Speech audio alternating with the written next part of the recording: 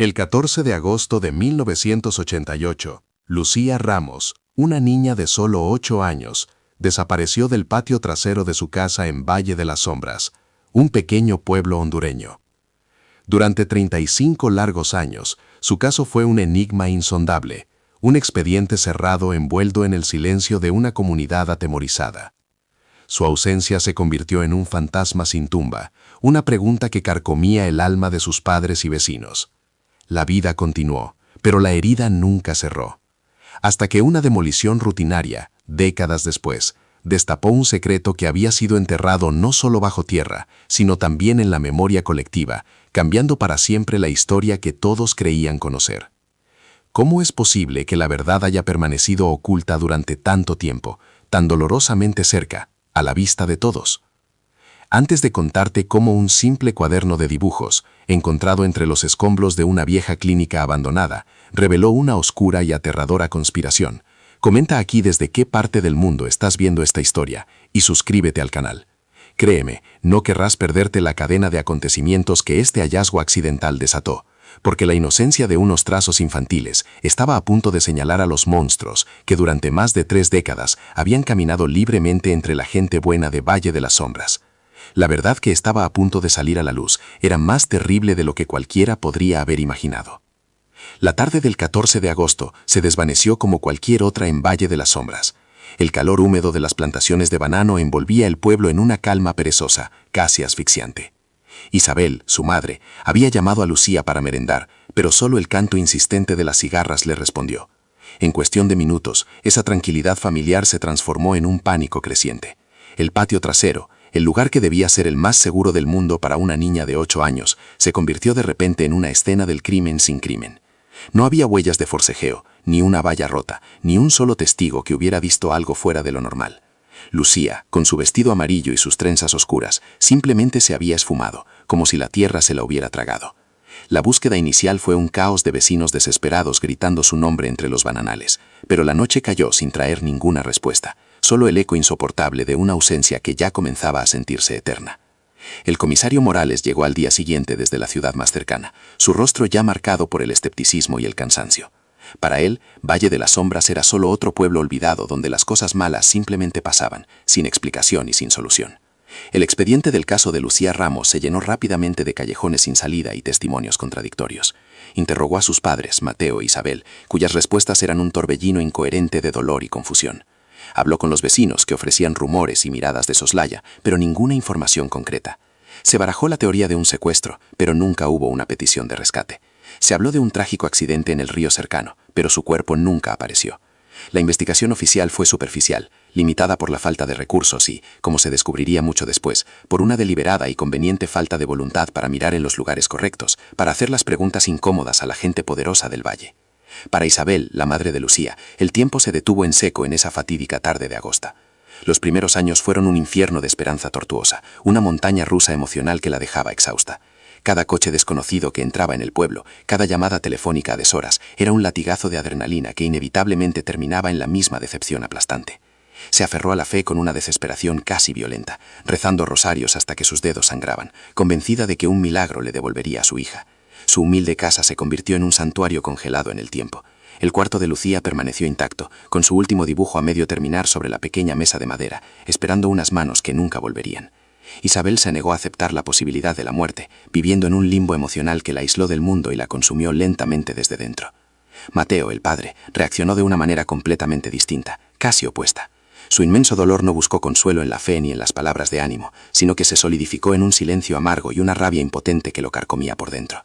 Como capataz de la plantación de don Alejandro Vega, el hombre más influyente de toda la región, Mateo había aprendido desde joven a callar y obedecer, a no hacer preguntas. Pero la desaparición de su única hija rompió algo fundamental dentro de él. Volvía del trabajo cada día con la misma mirada vacía, recorriendo con los ojos el camino de tierra con la esperanza irracional y dolorosa de ver la pequeña silueta de Lucía corriendo a su encuentro. La frustración con la ineficacia del comisario Morales se convirtió en una desconfianza profunda y permanente hacia cualquier forma de autoridad. Se pasaba las noches en vela, repasando cada detalle de aquel día, torturándose con la pregunta de si podría haber hecho algo diferente. Valle de las Sombras nunca volvió a ser el mismo. La desaparición de Lucía instaló un miedo colectivo que envenenó la aparente solidaridad vecinal que siempre había caracterizado al pueblo. Las puertas, que antes permanecían abiertas de par en par, comenzaron a cerrarse con llave al atardecer. Los niños ya no jugaban libremente en la calle hasta que oscurecía. Sus madres los llamaban a casa con una urgencia teñida de pánico. En la superficie, todos mostraban su apoyo incondicional a los Ramos, llevándoles comida y ofreciendo palabras de consuelo. Pero por debajo, los susurros se extendían como una plaga silenciosa. Algunos culpaban a un forastero que había pasado por el pueblo esa semana. Otros señalaban al ermitaño que vivía en las afueras, un hombre inofensivo que se convirtió en el chivo expiatorio perfecto. La sospecha flotaba en el aire, en las miradas que se cruzaban en el mercado, fracturando la comunidad. Unos 5 años después del suceso, cuando el caso ya había sido relegado a los archivos polvorientos y la resignación se había asentado sobre el pueblo, una pista falsa reabrió la herida con una crueldad insoportable. Un hombre arrestado en la capital por otros delitos confesó en un aparente delirio haber secuestrado a una niña en un pueblo bananero años atrás. La descripción, aunque vaga, coincidía con la de Lucía. Para Mateo e Isabel fue como si un rayo de sol atravesara la más densa oscuridad. Viajaron a la ciudad, llenos de una esperanza temblorosa, solo para enfrentarse a la cruda realidad. El hombre era un mitómano. Sus historias eran un tejido de mentiras para llamar la atención. El viaje de vuelta a Valle de las Sombras fue el más largo y silencioso de sus vidas. Esa falsa esperanza los destrozó más que los años de silencio, confirmándoles que estaban solos en su búsqueda. En medio de este drama humano, la figura de don Alejandro Vega, el dueño de la plantación y en la práctica del pueblo entero, se erigía como un pilar de aparente benevolencia y poder. Ofreció una recompensa sustancial por cualquier información que llevara al paradero de Lucía, una suma que nadie en el valle podría ignorar. Visitó personalmente a los Ramos, les ofreció su consuelo y les aseguró que usaría toda su vasta influencia para encontrar a la niña. Su gesto fue visto por muchos como un acto de generosidad, la prueba de que se preocupaba por su gente. Sin embargo, su presencia también tenía un efecto paralizante. Su poder era absoluto. Controlaba los empleos, las tierras e incluso al comisario Morales, quien parecía más un empleado suyo que un oficial de la ley. La investigación, convenientemente, nunca se atrevió a cruzar los límites de su inmensa propiedad. Pasaron 10, 20, 30 años. Las estaciones cambiaron. Los niños de entonces crecieron y tuvieron sus propios hijos, y el nombre de Lucía Ramos se convirtió en una leyenda local, una historia de terror que las abuelas contaban en voz baja para que los más pequeños no se alejaran de casa al atardecer. El expediente del caso acumulaba polvo y olvido en un archivador oxidado. Mateo e Isabel envejecieron, sus rostros surcados por las arrugas de un duelo que no tenía fin, porque no se puede llorar a quien no se sabe si está muerto. El pueblo aprendió a vivir con su fantasma, con esa herida abierta que se negaba a cicatrizar por completo. El misterio se había vuelto parte del paisaje, tan inmutable como las montañas que rodeaban el valle. Parecía que la verdad sobre lo que le ocurrió a esa niña de 8 años en su propio patio trasero estaba destinada a permanecer enterrada para siempre. El año 2023 amaneció en Valle de las Sombras con el ruido metálico de las excavadoras. La vieja clínica del pueblo, una estructura decrépita que había pertenecido a la familia Vega durante generaciones, estaba siendo demolida para dar paso a un pequeño centro comercial. Para la mayoría era el fin de una reliquia, un edificio que había visto nacer y morir a medio pueblo. Llevaba más de 30 años abandonado, sus ventanas rotas como ojos vacíos que miraban hacia las plantaciones. Era un lugar cargado de historias, pero nadie imaginaba que sus muros guardaban el secreto más oscuro y doloroso de la comunidad. El progreso, con su indiferencia habitual, estaba a punto de desenterrar un pasado que todos se habían esforzado por olvidar, un fantasma que había dormido durante 35 largos años entre sus cimientos podridos. Fue un joven obrero, un muchacho de fuera que no conocía las leyendas locales ni el peso del nombre de Lucía Ramos, quien hizo el hallazgo. Mientras derribaba una pared interior del antiguo consultorio, su pico golpeó algo hueco. La curiosidad le pudo. Al abrir un boquete en el yeso descolorido, encontró una pequeña caja de hojalata, oxidada por la humedad y el paso del tiempo. No contenía dinero ni joyas como esperaba. Dentro, envuelto en un paño que se deshizo al tacto, había un cuaderno escolar. El capataz de la obra, un hombre del pueblo que rondaba los 50, se acercó y al ver la caligrafía infantil en la primera página, su rostro palideció. Lucía Ramos leyó en voz alta y un silencio sepulcral cayó sobre el estruendo de la demolición. El pasado acababa de regresar de la forma más inesperada. La noticia del hallazgo corrió por Valle de las Sombras como un reguero de pólvora, resucitando miedos y esperanzas que llevaban décadas dormidos. La policía local, ahora con una nueva generación de agentes, no supo qué hacer con aquella reliquia. El caso era una leyenda, no un expediente activo. Por eso, desde la capital, enviaron a una inspectora especializada en casos sin resolver, Elena Navarro. Una mujer joven, metódica y ajena a las complejas lealtades y los silencios cómplices del valle. No llegó con la prepotencia de las autoridades de antaño, sino con una mirada tranquila y analítica. Para ella, el cuaderno no era solo un objeto sentimental, era la primera pieza de un puzzle que nadie había sabido armar. Era la caja negra de un vuelo que se estrelló 35 años atrás. La inspectora Navarro se instaló en la pequeña comisaría del pueblo y convirtió el cuaderno en el centro de su universo. Lo manejaba con guantes de látex, como si fuera una prueba forense recién descubierta. Página por página, analizó los dibujos de Lucía. Eran trazos infantiles, llenos de vida. Flores de colores vivos, retratos de sus padres, el perro del vecino, el sol sonriendo sobre las plantaciones de banano. Cada dibujo era una ventana a un mundo de inocencia que había sido brutalmente interrumpido. Navarro no se dejaba llevar por la emoción. Buscaba patrones, detalles, algo que una niña de 8 años pudiera haber visto y registrado sin entender su significado. Sentía que la respuesta no estaba en los testimonios olvidados de los adultos, sino en la perspectiva pura y sin filtros de la propia víctima. Para Mateo e Isabel, la noticia fue como un terremoto en el frágil mundo que habían construido sobre las ruinas de su dolor. Ahora eran 2 ancianos, sus cuerpos encorvados por el peso de los años y de una ausencia que nunca dejó de doler. Cuando la inspectora Navarro llamó a su puerta, Isabel se aferró al marco, temblando. Otra falsa esperanza, otra vuelta a la tortura de recordar.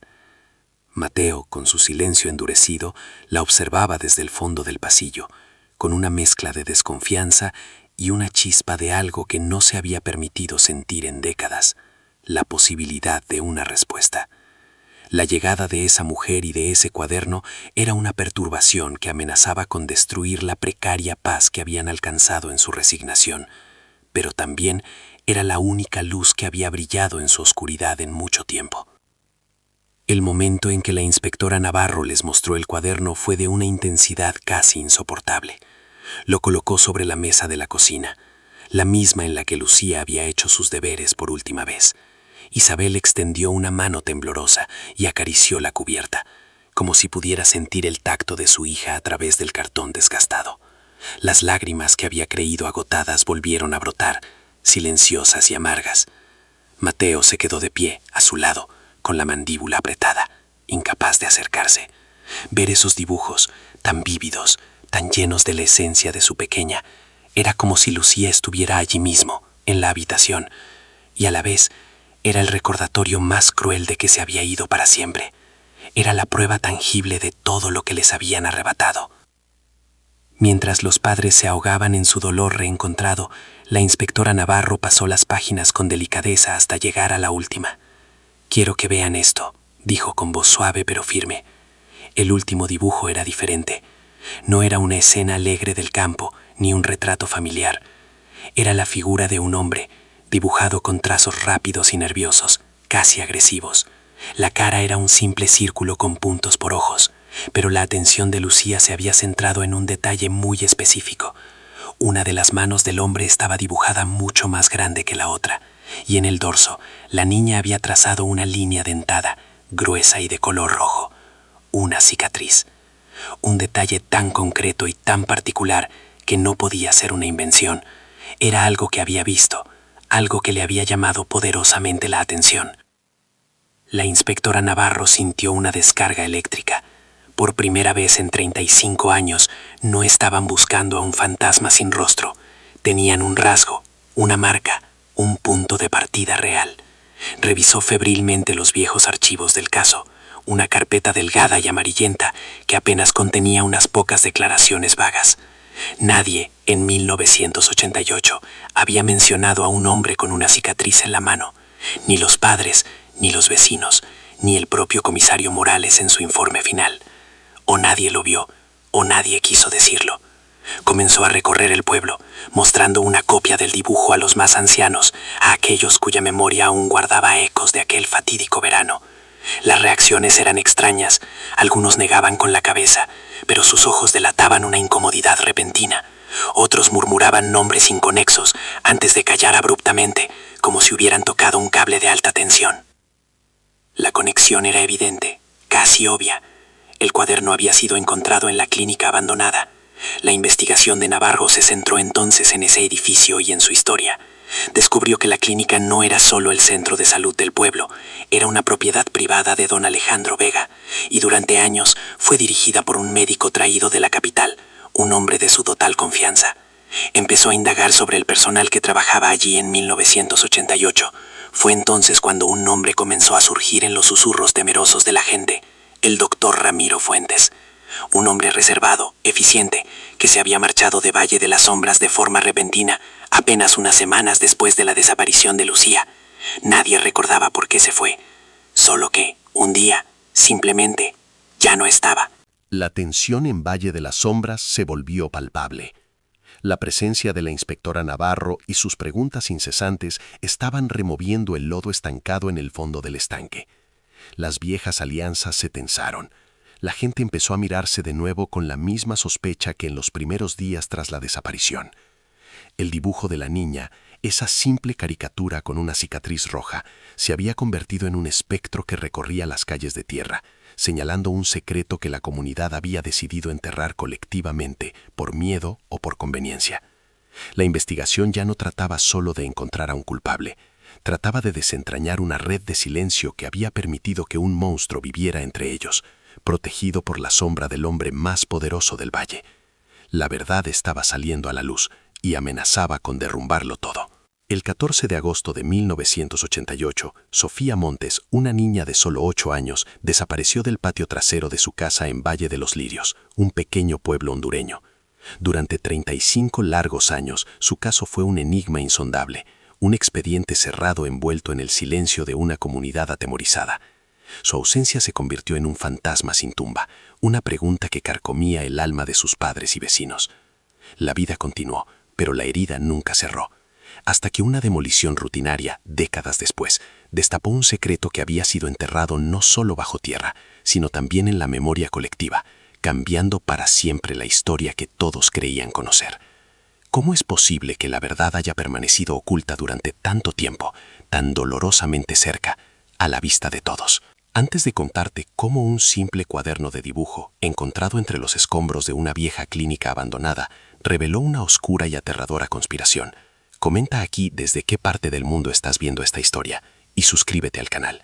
Créeme, no querrás perderte la cadena de acontecimientos que este hallazgo accidental desató, porque la inocencia de unos trazos infantiles estaba a punto de señalar a los monstruos que, durante más de 3 décadas, habían caminado libremente entre la gente buena de Valle de los Lirios.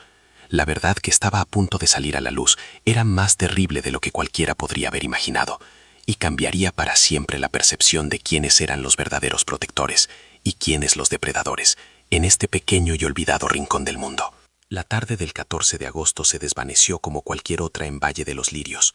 El calor húmedo de las plantaciones de banano envolvía el pueblo en una calma perezosa, casi asfixiante. Elena, su madre, había llamado a Sofía para merendar, pero solo el canto insistente de las cigarras le respondió. En cuestión de minutos, esa tranquilidad familiar se transformó en un pánico creciente. El patio trasero, el lugar que debía ser el más seguro del mundo para una niña de 8 años, se convirtió de repente en una escena del crimen sin crimen. No había huellas de forcejeo, ni una valla rota, ni un solo testigo que hubiera visto algo fuera de lo normal. Sofía, con su vestido azul y sus trenzas oscuras, simplemente se había esfumado, como si la tierra se la hubiera tragado. La búsqueda inicial fue un caos de vecinos desesperados gritando su nombre entre los bananales, pero la noche cayó sin traer ninguna respuesta, solo el eco insoportable de una ausencia que ya comenzaba a sentirse eterna. El comisario Vargas llegó al día siguiente desde la ciudad más cercana, su rostro ya marcado por el escepticismo y el cansancio. Para él, Valle de los Lirios era solo otro pueblo olvidado donde las cosas malas simplemente pasaban, sin explicación y sin solución. El expediente del caso de Sofía Montes se llenó rápidamente de callejones sin salida y testimonios contradictorios. Interrogó a sus padres, Ricardo y Elena, cuyas respuestas eran un torbellino incoherente de dolor y confusión. Habló con los vecinos, que ofrecían rumores y miradas de soslayo, pero ninguna información concreta. Se barajó la teoría de un secuestro, pero nunca hubo una petición de rescate. Se habló de un trágico accidente en el río cercano, pero su cuerpo nunca apareció. La investigación oficial fue superficial, limitada por la falta de recursos, y como se descubriría mucho después, por una deliberada y conveniente falta de voluntad para mirar en los lugares correctos, para hacer las preguntas incómodas a la gente poderosa del valle. Para Elena, la madre de Sofía, el tiempo se detuvo en seco en esa fatídica tarde de agosto. Los primeros años fueron un infierno de esperanza tortuosa, una montaña rusa emocional que la dejaba exhausta. Cada coche desconocido que entraba en el pueblo, cada llamada telefónica a deshoras, era un latigazo de adrenalina que inevitablemente terminaba en la misma decepción aplastante. Se aferró a la fe con una decepción casi violenta, rezando rosarios hasta que sus dedos sangraban, convencida de que un milagro le devolvería a su hija. Su humilde casa se convirtió en un santuario congelado en el tiempo. El cuarto de Sofía permaneció intacto, con su último dibujo a medio terminar sobre la pequeña mesa de madera, esperando unas manos que nunca volverían. Elena se negó a aceptar la posibilidad de la muerte, viviendo en un limbo emocional que la aisló del mundo y la consumió lentamente desde dentro. Ricardo, el padre, reaccionó de una manera completamente distinta, casi opuesta. Su inmenso dolor no buscó consuelo en la fe ni en las palabras de ánimo, sino que se solidificó en un silencio amargo y una rabia impotente que lo comía por dentro. Como capataz en la plantación de don Ismael, el hombre más influyente de toda la región, Ricardo había aprendido desde joven a callar y obedecer, a no hacer preguntas. Pero la desaparición de su única hija rompió algo fundamental dentro de él. Volvía del trabajo cada día con la misma mirada vacía, recorriendo con los ojos el camino de tierra, con la esperanza irracional y dolorosa de ver la pequeña silueta de Sofía corriendo a su encuentro. La frustración con la ineficacia del comisario Vargas se convirtió en una desconfianza profunda y permanente hacia cualquier forma de autoridad. Se pasaba las noches en vela, repasando cada detalle de aquel día, torturándose con la pregunta de si podría haber hecho algo diferente. Valle de los Lirios nunca volvió a ser el mismo. La desaparición de Sofía instaló un miedo colectivo que envenenó la aparente solidaridad vecinal que siempre había caracterizado al pueblo. Las puertas que antes permanecían abiertas de par en par comenzaron a cerrarse con llave al atardecer. Los niños ya no jugaban libremente en la calle hasta que oscurecía. Sus madres los llamaban a casa con una urgencia teñida de pánico. En la superficie, todos mostraban su apoyo incondicional a los Montes, llevándoles comida y ofreciendo palabras de consuelo. Pero por debajo, los susurros se extendían como una plaga silenciosa. Algunos culpaban a un forastero que había pasado por el pueblo esa semana. Otros señalaban al ermitaño que vivía en las afueras, un hombre inofensivo que se convirtió en el chivo expiatorio perfecto. La sospecha flotaba en el aire, en las miradas que se cruzaban en el mercado, fracturando la comunidad desde sus cimientos. Unos 5 años después del suceso, cuando el caso ya había sido relegado a los archivos polvorientos y la resignación se había asentado sobre el pueblo, una pista falsa reabrió la herida con una crueldad insoportable. Un hombre arrestado en la capital por otros delitos confesó, en un aparente delirio, haber secuestrado a una niña en un pueblo bananero años atrás. La descripción, aunque vaga, coincidía con la de Sofía. Para Ricardo y Elena fue como si un rayo de sol atravesara la más densa oscuridad. Viajaron a la ciudad llenos de una esperanza temblorosa, solo para enfrentarse a la cruda realidad. El hombre era un mitómano, sus historias eran un tejido de mentiras para llamar la atención. El viaje de vuelta a Valle de los Lirios fue el más largo y silencioso de sus vidas. Esa falsa esperanza los destrozó más que los años de silencio, confirmándoles que estaban solos en su búsqueda. En medio de este drama humano, la figura de don Ismael, el dueño de la plantación y en la práctica del pueblo entero, se erigía como un pilar de aparente benevolencia y poder. Ofreció una recompensa sustancial por cualquier información que llevara al pagadero de Sofía, una suma que nadie en el valle podría ignorar. Visitó personalmente a los montes, les ofreció su consuelo y les aseguró que usaría toda su vasta influencia para encontrar a la niña. Su gesto fue visto por muchos como un acto de generosidad, la prueba de que se preocupaba por su gente. Sin embargo, su presencia también tenía un efecto paralizante. Su poder era absoluto, controlaba los empleos, las tierras e incluso al comisario Vargas, quien parecía más un empleado suyo que un oficial de la ley. La investigación, convenientemente, nunca se atrevió a cruzar los límites de su inmensa propiedad. Pasaron 10, 20 años. Las estaciones cambiaron, los niños de entonces crecieron y tuvieron sus propios hijos, y el nombre de Sofía Montes se convirtió en una leyenda local, una historia de terror que las abuelas contaban en voz baja para que los más pequeños no se alejaran de casa al atardecer. El expediente del caso acumulaba polvo y olvido en un archivador oxidado. Ricardo y Elena envejecieron, sus rostros surcados por las arrugas de un duelo que no tenía fin, porque no se puede llorar a quien no se sabe si está muerto.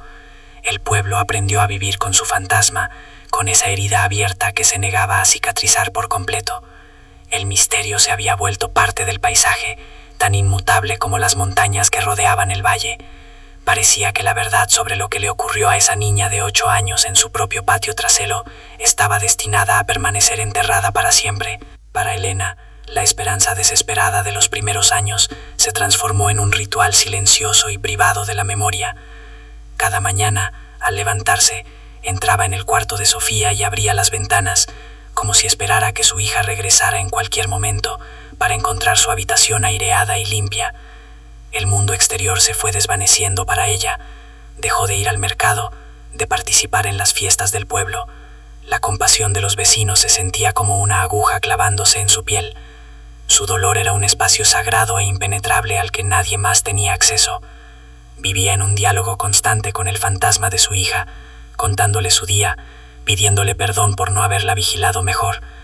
Su fe ya no buscaba milagros, sino simplemente la fuerza para sobrevivir otro día con el corazón roto en 1000 pedazos. Ricardo, por su parte, canalizó su duelo de una forma completamente distinta. El silencio se convirtió en su armadura. Iba a trabajar a la plantación de don Ismael cada día, un recordatorio constante y amargo de la estructura de poder que, intuía, había protegido al culpable de la desaparición de su hija.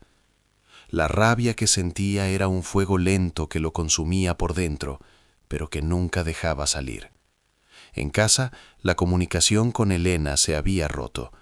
No sabían cómo consolarse el uno al otro, porque sus dolores eran 2 islas separadas por un océano de palabras no dichas.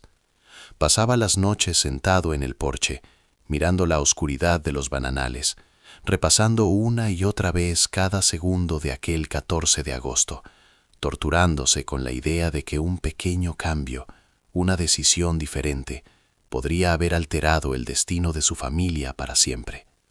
Con el tiempo, Valle de los Lirios normalizó su tragedia. Una nueva generación nació y creció sin conocer a Sofía, solo su historia, contada como un cuento con moraleja sobre los peligros que acechan en el mundo. La ausencia de la niña se convirtió en una cicatriz invisible en el alma de la comunidad, una tristeza latente que resurgía en los aniversarios de su desaparición, pero que el resto del año permanecía dormida. La vida, con su implacable inercia, siguió adelante. Se celebraron bodas, nacieron nuevos niños, murieron los ancianos. El caso de Sofía Montes pasó de ser una investigación abierta a una nota a pie de página en la historia del pueblo. Para el mundo exterior, e incluso para muchos dentro del valle, el misterio estaba cerrado, no porque se hubiera resuelto, sino porque todos habían aceptado que nunca se resolvería. El año 2023 amaneció en Valle de los Lirios con el ruido metálico de las excavadoras. La vieja clínica del pueblo, una estructura decrépita que había pertenecido a la familia de don Ismael durante generaciones, estaba siendo demolida para dar paso a un pequeño centro comercial. Para la mayoría era el fin de una reliquia, un edificio que había visto nacer y morir a medio pueblo. Llevaba más de 30 años abandonado, sus ventanas rotas como ojos vacíos que miraban hacia las plantaciones. Era un lugar cargado de historias, pero nadie imaginaba que sus muros guardaban el secreto más oscuro y doloroso de la comunidad. El progreso, con su indiferencia habitual, estaba a punto de desenterrar un pasado que todos se habían esforzado por olvidar. Un fantasma que había dormido durante 35 largos años entre sus cimientos podridos. Fue un joven obrero, un muchacho de fuera que no conocía las leyendas locales ni el peso del nombre de Sofía Montes, quien hizo el hallazgo. Mientras derribaba una pared interior del antiguo consultorio, su pico golpeó algo hueco. La curiosidad le pudo. Al abrir un boquete en el yeso descolorido, encontró una pequeña caja de metal, oxidada por la humedad y el paso del tiempo. No contenía dinero ni joyas como esperaba. Dentro, envuelto en un paño que se deshizo al tacto, había un cuaderno escolar. El capataz de la obra, un hombre del pueblo que rondaba los 50, se acercó y al ver la caligrafía infantil en la primera página, su rostro palideció. Sofía Montes, leyó en voz alta, y un silencio sepulcral cayó sobre el estruendo de la demolición. El pasado acababa de regresar de la forma más inesperada. La noticia del hallazgo corrió por Valle de los Lirios como un reguero de pólvora, resucitando miedos y esperanzas que llevaban décadas dormidos. La policía local, ahora con una nueva generación de agentes, no supo qué hacer con aquella reliquia. El caso era una leyenda, no un expediente activo. Por eso, desde la capital, enviaron a una inspectora especializada en casos sin resolver, Gabriela Ríos, una mujer joven, metódica y ajena a las complejas lealtades y los silencios cómplices del valle. No llegó con la prepotencia de las autoridades de antaño, sino con una mirada tranquila y analítica. Para ella, el cuaderno no era solo un objeto sentimental, era la primera pieza de un puzzle que nadie había sabido armar.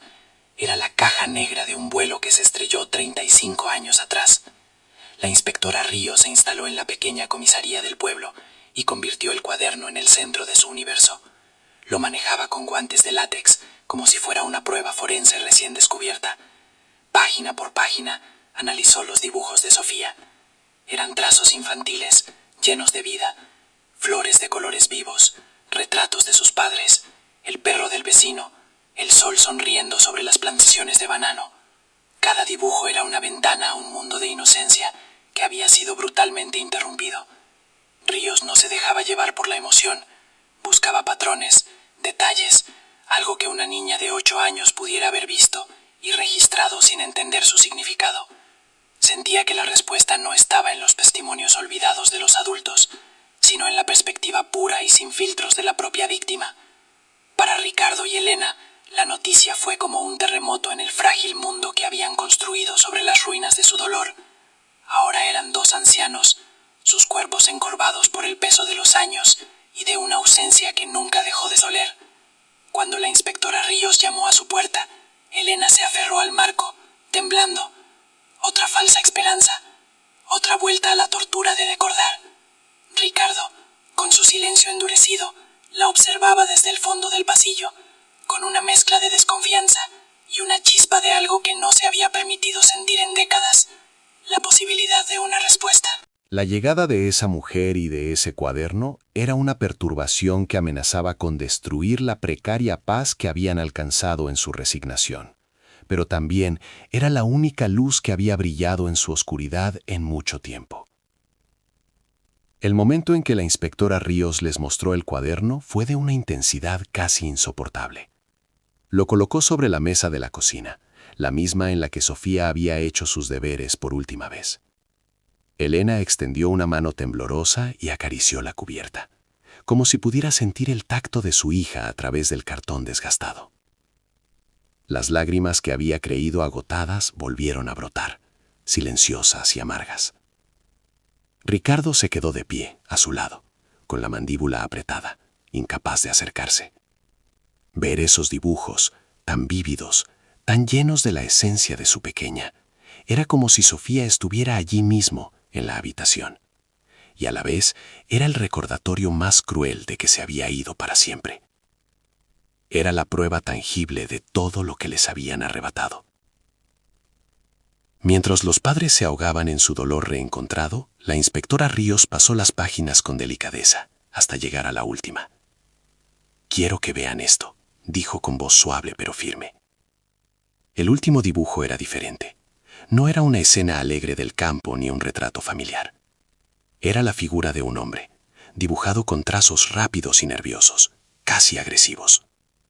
La cara era un círculo con puntos por ojos. Pero la atención de Sofía se había centrado en un detalle muy específico. Una de las manos del hombre estaba dibujada mucho más grande que la otra, y en el dorso, la niña había trazado una línea dentada, gruesa y de color rojo, una cicatriz. Un detalle tan concreto y tan particular que no podía ser una invención. Era algo que había visto, algo que le había llamado poderosamente la atención. La inspectora Ríos tenía por fin un ancla en medio de un océano de 35 años de silencio. El dibujo del hombre con la cicatriz se convirtió en su obsesión, el único rostro tangible en una historia de fantasmas. Su primer paso fue lógico y metódico. Se sumergió en los archivos municipales y eclesiásticos en busca de cualquier registro relacionado con la antigua clínica de don Ismael. No buscaba un crimen, sino personas, nombres, fechas, contratos.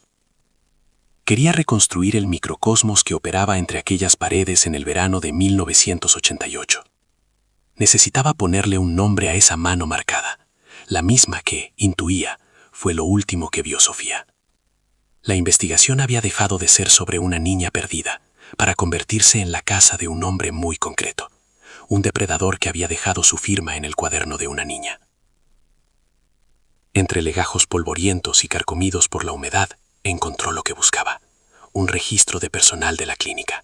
Y allí estaba el nombre, Dr. Arturo Méndez, un médico cirujano contratado directamente por don Ismael 2 años antes de la desaparición. La nota al margen de su expediente fue la primera bandera roja. Cese de contrato por asuntos personales urgentes. Fecha 3 de septiembre de 1988. Menos de 3 semanas después de que Sofía se esfumara. La casualidad era demasiado grande. Pero la prueba definitiva llegó en una vieja fotografía de la inauguración de un ala de la clínica.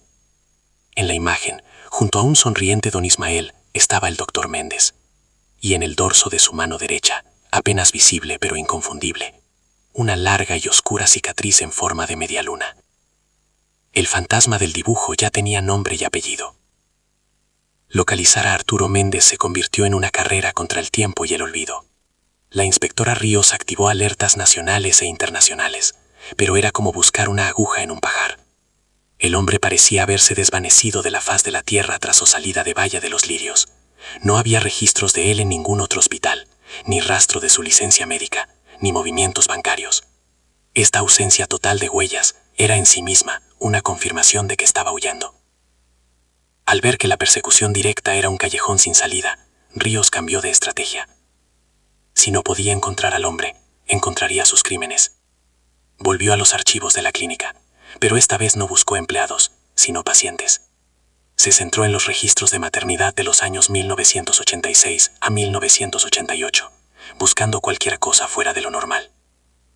El patrón emergió con una claridad escalofriante.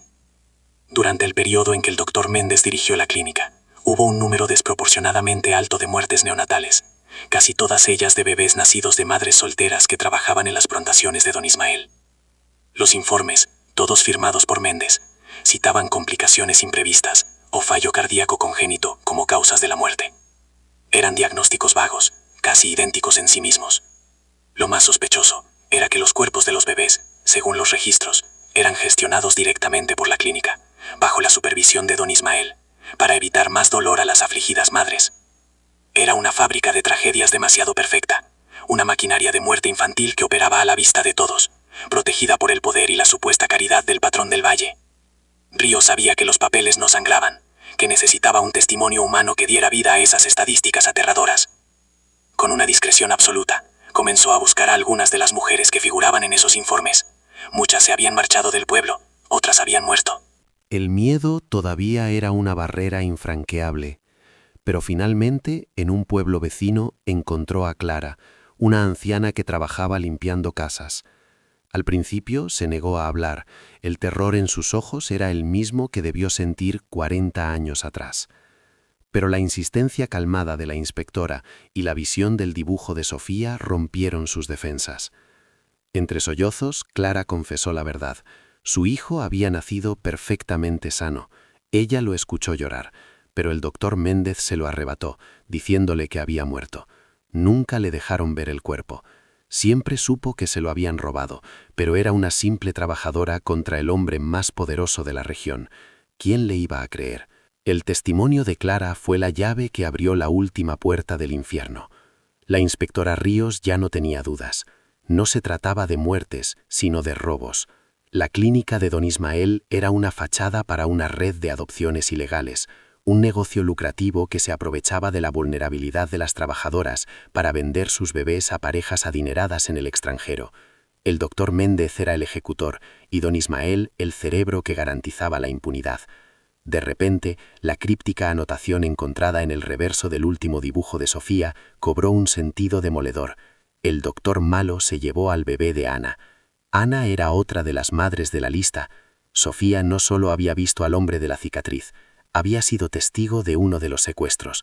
Había visto la cara del monstruo y con la inocencia de sus 8 años lo había documentado todo. Con el motivo y los culpables identificados, la inspectora Ríos regresó a la casa de los Montes. Caminó hasta el fondo del patio, hasta el viejo árbol de mango, desde donde, según le había contado Elena, a Sofía le encantaba observar el mundo en secreto. Desde allí, la vista era perfecta. Se veía directamente la parte trasera de la antigua clínica, justo donde estaba la sala de partos y la salida discreta que daba a los bananales. Todo encajaba con una precisión matemática y cruel. La tarde del 14 de agosto, Sofía estaba allí, en su escondite, dibujando en su cuaderno, y entonces vio algo que no debía ver, al doctor Méndez entregando un bebé recién nacido a unos extraños. El médico la descubrió. La niña, con su cuaderno en la mano, se convirtió en la única testigo que podía destruir el imperio de don Ismael, y por eso tuvo que desaparecer. La inspectora Ríos sabía que el tiempo se agotaba. El doctor Méndez era un fantasma, y don Ismael estaba muerto. El único eslabón vivo de aquella cadena de silencio era el antiguo comisario Vargas, ahora un anciano de 80 años consumido por la enfermedad en una pequeña casa a las afueras del pueblo. Sin una orden judicial y basándose solo en su instinto, decidió hacerle una última visita. Lo encontró postrado en una cama, con la mirada perdida en un techo manchado de humedad. No hubo interrogatorio formal, solo una conversación tranquila. Ríos le mostró el cuaderno de Sofía, le habló de los bebés desaparecidos, de la cicatriz. Le dijo que el silencio también mata, lentamente. Y en los ojos del moribundo algo se rompió. La barrera de miedo y lealtad que había sostenido durante 35 años se desmoronó bajo el peso de su propia muerte inminente. La confesión no fue un torrente, sino un goteo lento y doloroso interrumpido por accesos de tos. Vargas admitió que, la misma noche de la desaparición de Sofía, recibió una visita de don Ismael. No le trajo una denuncia, sino una bolsa llena de dinero y una orden. Le explicó que el doctor Méndez había cometido un error y que la niña había tenido un accidente. Su trabajo era sencillo, asegurarse de que la investigación no llevara a ninguna parte. Debía crear pistas falsas, dirigir las búsquedas hacia el río, interrogar a los sospechosos equivocados. Vargas, un hombre con una familia que alimentar y un miedo cerval al poder de su patrón, aceptó. Ese dinero que le permitió comprar su casa y educar a sus hijos fue el precio de su alma y de la condena de la familia Montes a una vida de infierno. Según el relato que don Ismael le confió a Vargas aquella noche, los hechos fueron tan rápidos como brutales. El doctor Méndez, al salir por la puerta trasera de la clínica con el bebé recién nacido para entregárselo a la pareja que esperaba en un coche, vio a Sofía. La niña estaba sentada bajo su árbol de mango, con el cuaderno en el regazo, mirándolo fijamente. Sus ojos se cruzaron solo un instante, pero fue suficiente. Méndez supo que lo había visto. Presa del pánico, entregó al bebé y en un acto impulsivo se acercó a Sofía. Con una sonrisa falsa y la promesa de mostrarle unos cachorros, la convenció para que lo acompañara. La niña, confiada, lo siguió hacia el interior de la clínica vacía. Fue la última vez que alguien la vio con vida. No hubo gritos, no hubo violencia en el patio. Simplemente se la tragó el silencio. Dentro de la clínica, el destino de Sofía se selló. Cuando la niña, asustada, preguntó por el bebé que había visto, Méndez comprendió que no había vuelta atrás. La silenció, no con crueldad, según las cínicas palabras de don Ismael, sino con la eficiencia fría de un cirujano. Un paño con cloroformo fue suficiente. Luego, aterrorizado, llamó a su protector. Don Ismael llegó en minutos. No hubo recriminaciones, solo una evaluación pragmática del problema. La niña era un cabo suelto que podía destruir su lucrativo negocio y su reputación. La decisión fue inmediata y unánime. Sofía Montes no podía volver a aparecer jamás. Fue entonces cuando don Ismael llamó al comisario Vargas para poner en marcha el mecanismo de encubrimiento que funcionaría a la perfección durante las siguientes 3 décadas y media, convirtiendo a todo un pueblo en cómplice involuntario de su crimen. Pero la parte más oscura de la confesión de Vargas todavía estaba por llegar. Con un hilo de voz le reveló a la inspectora Ríos lo que hicieron con el cuerpo de la pequeña. Esa misma noche, mientras todo el pueblo buscaba desesperadamente a Sofía entre los bananales gritando su nombre, don Ismael y el doctor Méndez la llevaron a un rincón apartado de la inmensa finca del patrón. Allí se estaba construyendo un pequeño pabellón de caza, un capricho personal de don Ismael. Abrieron una zanja en los cimientos recién excavados y la depositaron allí, envuelta en una simple manta, junto con su cuaderno de dibujo, que Méndez había guardado en un acto de macabra precaución. Al día siguiente, los obreros vertieron el cemento sobre la tumba improvisada, sellando para siempre el secreto bajo toneladas de hormigón. Sofía había estado todo el tiempo allí, a menos de 2 kilómetros de su casa. La maquinaria judicial se activó con una celeridad abrumadora. La confesión de Vargas, grabada y firmada ante un juez, proporcionó la base legal para una orden de exhumación en la propiedad de los herederos de don Ismael. Un equipo forense, acompañado por la inspectora Ríos y una fuerte presencia policial, llegó a la finca al amanecer. El pabellón de caza seguía en pie, convertido en un almacén abandonado. La noticia había llegado a oídos de Ricardo y Elena, quienes, sostenidos por vecinos, acudieron al lugar. Sus rostros eran una máscara de dolor insondable, la culminación de 35 años de espera. No había esperanza en sus ojos, solo la necesidad atroz de un final, de un punto y aparte. El aire se cargó de una tensión casi irrespirable, mientras los martillos neumáticos comenzaban a romper el suelo de hormigón que había ocultado el horror durante tanto tiempo. El trabajo duró horas. Cada golpe del martillo neumático resonaba como un latido fúnebre en el silencio del valle. Finalmente, bajo el hormigón y una capa de tierra compactada, apareció. No fue un descubrimiento dramático, sino uno terriblemente íntimo y desolador. Un pequeño bulto envuelto en los restos podridos de una manta, y junto a él una caja de metal oxidada. El equipo forense trabajó con una delicadeza reverencial. Cuando abrieron la caja, encontraron el cuaderno de Sofía, increíblemente conservado por la falta de oxígeno. En ese instante, el tiempo se colapsó. El pasado y el presente se fundieron en una sola imagen de verdad insoportable. Elena se derrumbó en los brazos de Ricardo. Un sollozo desgarrador que llevaba 35 años contenido rompió por fin el silencio. La búsqueda había terminado. Su niña, por fin, volvía a casa. El funeral de Sofía Montes no fue un acto de duelo, sino una liberación colectiva. 35 años después de su desaparición, el pequeño ataúd blanco, casi simbólico, fue llevado a hombros no solo por su padre, Ricardo, sino por los hijos de los hombres que habían buscado a Sofía en vano entre los bananales. Todo el Valle de los Lirios estuvo presente, no con la curiosidad morbosa de antaño, sino con un silencio pesado, cargado de una culpa compartida. Elena no lloró de forma desconsolada. Sus lágrimas eran tranquilas, las de una madre que por fin podía despedirse. Mientras la tierra cubría el féretro, una sensación extraña se apoderó de todos.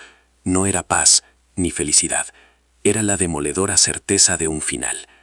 La pregunta que había envenenado el aire del valle durante más de 3 décadas, por fin tenía una respuesta. Y ese conocimiento, aunque brutal, era el primer paso para poder respirar de nuevo. La justicia, lenta pero implacable, comenzó a mover sus engranajes. Arturo Méndez fue localizado en un tranquilo pueblo costero de España, viviendo bajo un nombre falso. La extradición fue rápida. Cuando llegó a Honduras, el hombre que bajó del avión no era el monstruo que todos imaginaban, sino un anciano encorvado y de mirada vacía, casi ausente. Durante el juicio apenas habló. No mostró arrepentimiento ni miedo, solo una indiferencia gélida que resultaba más aterradora que cualquier confesión. Las pruebas eran abrumadoras: el cuaderno, la confesión de Vargas, los testimonios de las madres a las que les robaron sus hijos. Fue condenado a cadena perpetua por el secuestro y asesinato de Sofía Montes y por su participación en la red de tráfico de menores. Murió en prisión apenas 2 años después, llevándose a la tumba los detalles más oscuros de sus crímenes. Un último acto de silencio desafiante. El nombre de don Ismael, antes venerado, se convirtió en sinónimo de maldad. Su legado de filantropía se reveló como una máscara para ocultar el negocio más despreciable. La investigación de la inspectora Ríos destapó una red que se extendía mucho más allá de Valle de los Lirios, implicando a sus herederos, que habían continuado con las adopciones ilegales bajo una fachada de fundaciones benéficas. El escándalo sacudió los cimientos de la élite del país. Las propiedades de la familia fueron confiscadas, sus cuentas congeladas, y sus miembros más prominentes enfrentaron juicios que los despojaron de su poder y su estatus.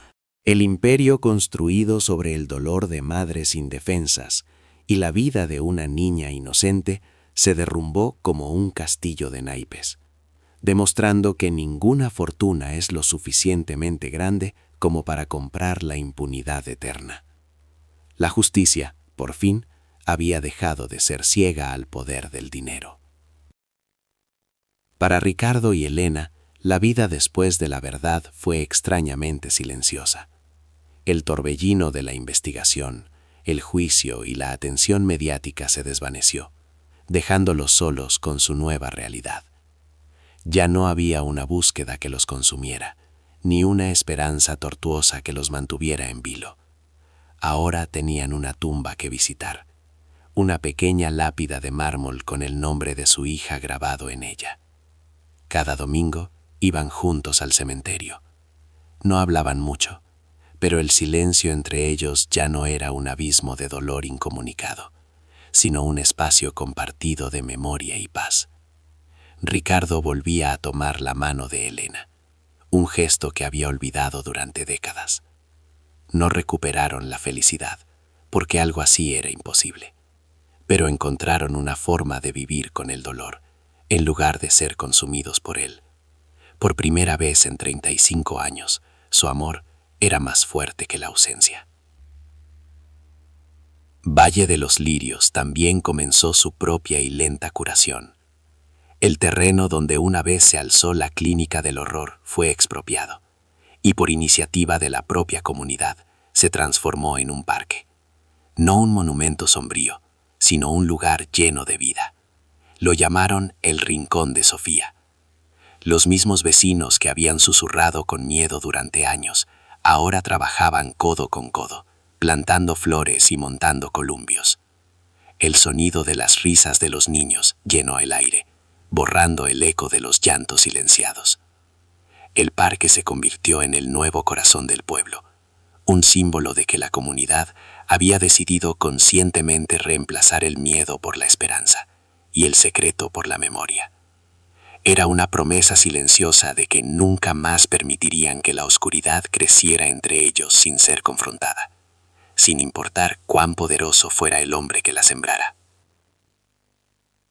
El cuaderno de Sofía Montes se exhibe hoy en el Museo Nacional, protegido tras un cristal, como el testimonio mudo de una tragedia y un triunfo. Sus dibujos infantiles, trazados con la inocencia de sus 8 años, hicieron lo que ningún adulto se atrevió a hacer: señalar al monstruo. Su historia se convirtió en una leyenda, pero no una de terror, sino una de resiliencia.